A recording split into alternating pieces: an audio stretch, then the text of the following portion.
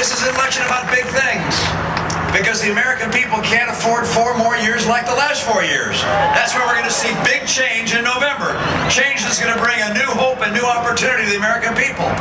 Now, I know there's a big difference between the course we're on and the course I take us in. The course we're on takes us to $20 trillion in federal debt. I'm going to get us on a course to a balanced budget.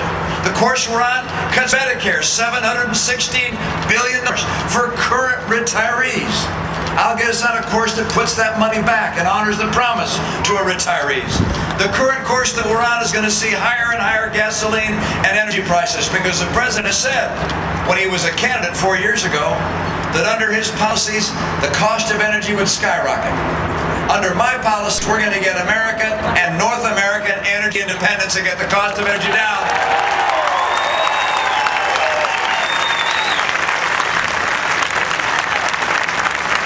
If the president's reelected, why, you're going to see home values continue to bubble on the bottom in state after state.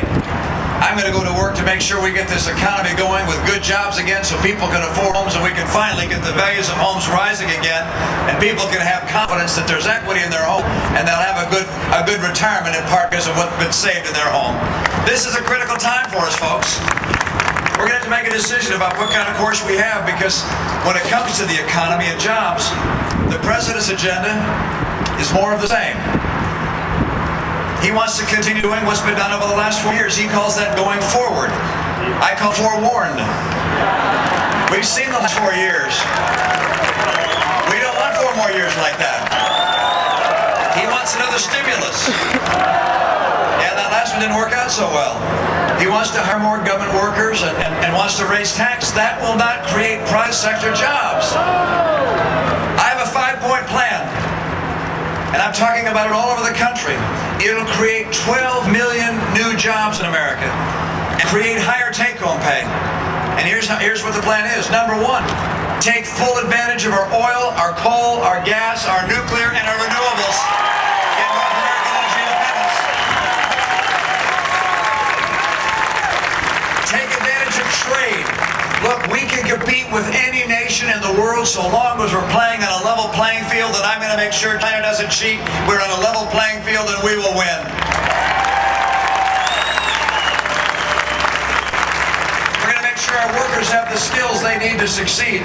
You know, there are 47 different federal workforce training programs. They report to 8 different agencies. And can you imagine all the overhead and waste associated with that? I want to take those dollars, give Ohio its fair share, and let Ohio create the training programs for its own people in the way they think is best.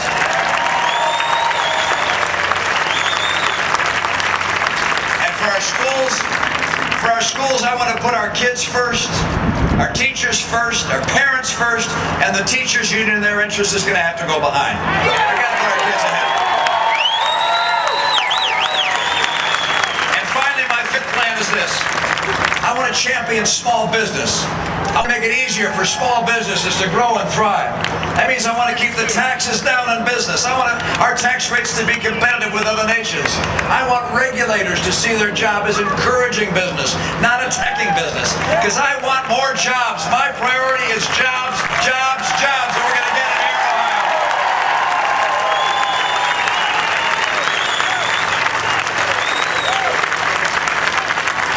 You see, the president's campaign is slipping. The president's campaign is slipping because he can't find an agenda. He's been looking for it. There are only 12 days left. He hasn't had a chance to defend it or to describe it to the American people in our debates. And so the American people now have to recognize that given the big challenges we have and the big election we have, it's time for a big change. And Paul Ryan and I represent big change for America. We're going to finally tackle the problems politicians have spoken about for years but haven't been willing to deal with. We're going to finally get America strong again with an economy that can compete with anyone in the world. We're going to help America get good jobs and rising take-home pay.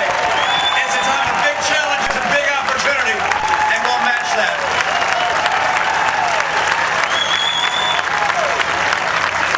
I want you to know how optimistic I am. This is about to get real good.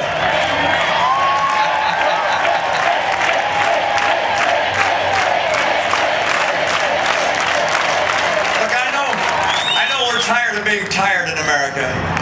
These have been 4 pretty darn tough years. Even for those that have jobs right now, it's been tough because the median income in America has dropped by $4,300 over the last 4 years. $4,300, even as gasoline prices have gone up by about $2,000 per family, and health insurance costs are up by $2,500 a family, and then you got the cost of food. I mean, this has been a tough time for middle-income families, even those that have a job. 23 million American families are out looking for a job and for good work. This has been a tough time for the American people, but I'm optimistic. It's about to get a lot better. On November 7th, it's going to start getting better. Just with the news, we voted for big change.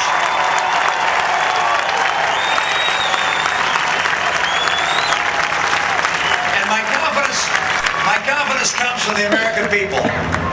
It comes from the great qualities of the human spirit I've seen in our fellow citizens. Over my lifetime, I've had the chance to observe my fellow Americans. I come away impressed time and time again. I want to illustrate that with just a brief story about an experience I had a number of years ago when I was a Boy Scout leader. I was, any Boy Scouters here? Yeah, there we go. All right, good. I was at a court of honor. And this is where we award the Boy Scouts with their Eagle Scout Award, or where other Scouts are able to get their various awards. And along from Mike, a table in front, I was seated at the end of the table next to an American flag. And the person who was speaking at the podium was the Scoutmaster from Monument, Colorado. And he said his Boy Scout troop wanted to have a special flag, so they bought one with gold tassels around the outside and sent it to the Capitol. It was flown above the Capitol Dome, and then they contacted NASA and asked them if they'd take the flag on the space shuttle. And space is at a premium in space, but NASA agreed. They said, okay, we'll take your flag. He said the boys could not have been more proud to have looked from their home rooms at school on the TV set to see the launch of the space shuttle go up in the air. And then the space shuttle Challenger exploded before their eyes. And he said he called NASA and asked them if they'd found any remnant of their flag. They said no. He called and called, week after week for months. Still nothing. And then finally one day he said he was reading an article about the debris from the Challenger disaster. And they mentioned something about a flag. So he called and they said, in fact, we have a presentation to make to your Boy Scout troop. So NASA came with the Scouts and they presented the boys with this plastic container, which the boys then opened. And he said inside was our flag in perfect condition. Yeah! And then he said it on the flagpole next to Mr. Romney. And I looked at the flag and reached over and grabbed it and pulled it out. And it was as if electricity was flowing through my arms. Because I thought about the heroes, those in our space program who'd risked life for us, for learning, for knowledge, for pioneering. It's part of the American spirit to live for something bigger than ourselves.